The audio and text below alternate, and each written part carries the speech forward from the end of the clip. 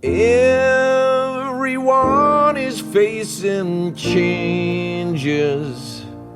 No one knows what's going on. And everyone is changing places. Still, the world keeps moving on.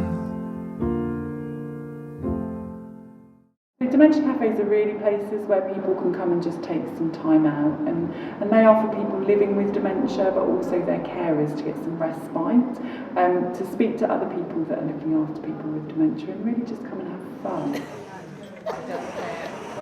Having dementia isn't the end of life for people, it's part of normal life for many, many people. And what we try to offer is support and information, advice to help enrich people's lives. And fundamentally, it's about improving people's quality of life. I like to talk and meet people. We've got several friends here, which is really good, and we can chat and see what they're up to, see what we're up to, and they're very good, and the volunteers are so good. I'm Sue, I'm a volunteer, and at the cafes we like to engage with people, put smiles on their faces, and most importantly listening to their stories.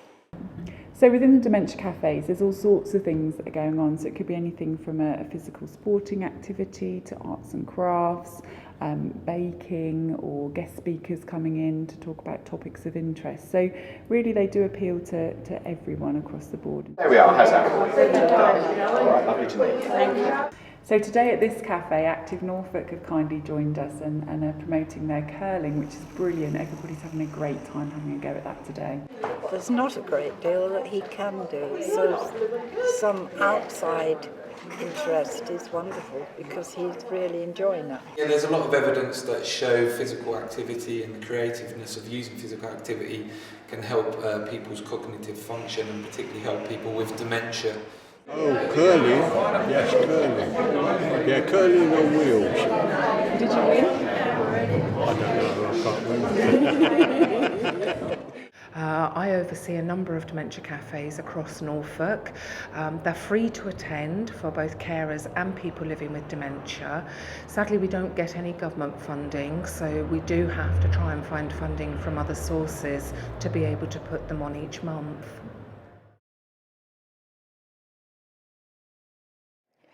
At the moment, we have a budget of approximately only about £8 to £10 per session, and that includes the catering as well. I can be very creative with my jam jars, but with extra funding, we could do so much more. Sadly, there are a lot of people out there without a diagnosis, and we are fearful that without that diagnosis they are becoming socially isolated. So really what we want to do is to try and include those people as well.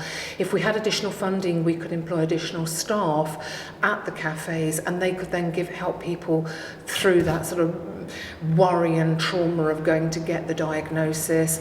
We could give them additional support once they got that diagnosis, and early diagnosis is so important.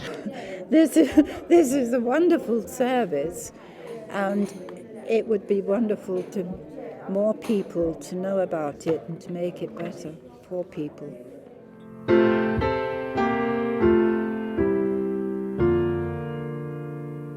We'd like the dementia cafes to be the cornerstone of every dementia-friendly community.